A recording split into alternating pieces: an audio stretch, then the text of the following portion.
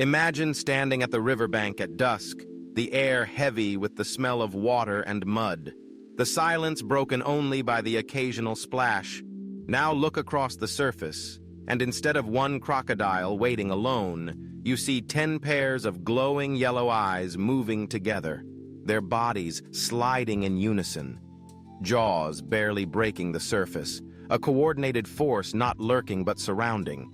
This is not just an image of fear, it is the nightmare of nature's balance rewritten. Because crocodiles already stand as one of the deadliest predators alive, and the only reason they are not absolute rulers of rivers and lakes is that they hunt alone. But what if they didn't? What if crocodiles began to hunt in packs to understand why this thought is so terrifying? You first need to know the hidden biology of crocodiles, creatures that are older than almost every other predator on Earth. They have survived more than 200 million years, outlasting dinosaurs, enduring mass extinctions, and watching continents shift around them. Their bodies are living weapons. They can launch themselves from the water with shocking speed. They can bite down with a force of nearly 3,700 pounds per square inch, which is greater than a lion, greater than a shark. They can hold their breath for over an hour and slow their heartbeats to just 2 per minute. They are armored in scales that are tougher than Kevlar, and they grow throughout their entire lives. The largest reaching lengths of 7 meters. Yet, despite all this perfection, crocodiles remain solitary hunters. They ambush prey by lurking in silence, striking when victims least expect it, and dragging them into the water. This solitary style has kept them powerful but limited, because no matter how strong one crocodile is, it can only do so much against large herds or formidable enemies like hippos. Now imagine the biology of crocodiles combined with the strategy of teamwork. Picture 3 crocodiles lying in wait at one crossing, while others swim upriver to drive herds toward them. Picture an entire pack surrounding a watering hole, cutting off every escape route for zebras, buffalo, or even elephants. Suddenly, it is not an ambush. It is a trap with no way out. This is the difference between chance and certainty, between survival and slaughter. Wolves became apex predators of the North because they learned to cooperate. Lions dominate the savanna because they know how to bring down prey together. Orcas rule the oceans as the wolves of the sea because they coordinate every hunt. Crocodiles already have more raw power than all of them. If they added strategy, they would not just dominate rivers, they would dominate entire ecosystems. Let us compare the scale of impact. When wolves hunt elk or lions hunt buffalo, the ecosystem adjusts. Prey adapt routes, shift balance remains. But if crocodiles hunted as packs, migrations would collapse entirely. No herd could cross a river safely. Wildebeest in the Serengeti already face death when thousands are picked off by crocodiles during crossings.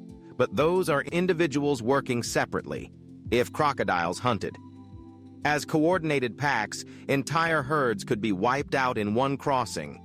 Hippos, the only animals that intimidate crocodiles today, might not stand a chance against swarming attacks. Several crocodiles could distract while others attacked from behind, tearing through even the toughest defenses. The result would be a reshaping of Africa's waterways, no longer shared by multiple species, but ruled by a single reptilian force. And this wouldn't just happen in Africa. Crocodiles exist across South America, Asia, and Australia, from the Amazon to the Mekong to the Northern Territory. Imagine packs in every river system of the tropics. Fishermen would lose their livelihoods. Entire villages would be forced away from water sources, and humans themselves would be forced to rethink how we coexist with rivers. Think of boats overturned by a coordinated strike of multiple crocodiles. Think of hunters dragged from shores by creatures working in silent unison. Crocodiles are already feared, but their fear is localized. If they hunted together, that fear would spread across continents. Now, the chilling part is that hints of this possibility already exist. Scientists have observed crocodiles loosely cooperating in certain conditions, herding fish towards shallow water, or allowing smaller individuals to feed on scraps. There are flickers of social behavior buried within their instincts. It has simply never been refined into true cooperation. But what if environmental pressure pushed them? Imagine a world of shrinking rivers, droughts, rising temperatures, prey disappearing as climate change reshapes habitats. In such conditions, survival would demand adaptation. Crocodiles might slowly begin to rely on one another. Perhaps starting with simple cooperation, then passing it down through generations over centuries.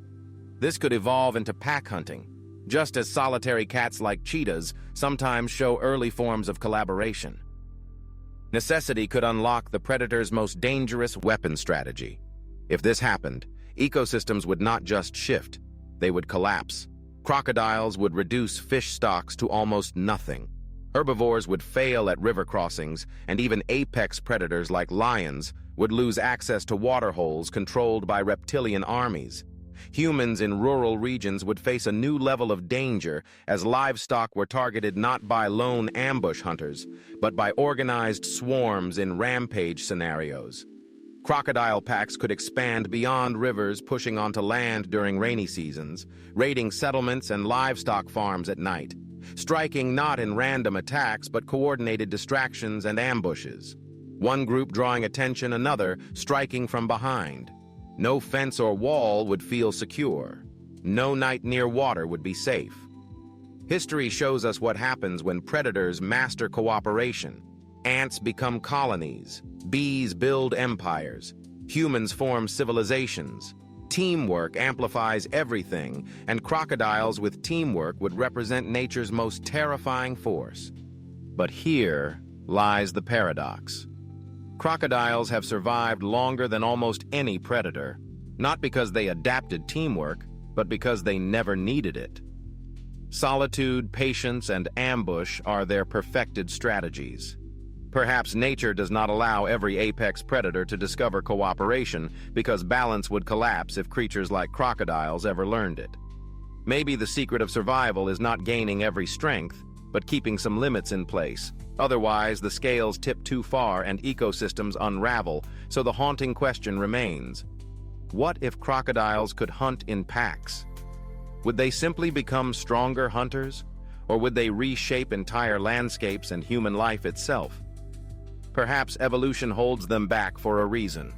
Perhaps their perfection as solitary predators is the only thing keeping rivers from becoming death zones under reptilian rule. But if that barrier ever broke, if cooperation ever fused with power, then the rivers we know today would no longer belong to herds, to hippos, or even to us. They would belong to the crocodiles, and the thought that such dominance lies only one evolutionary step away is what lingers. Because sometimes the greatest dangers in nature are not the threats we see, but the possibilities that have not yet awakened.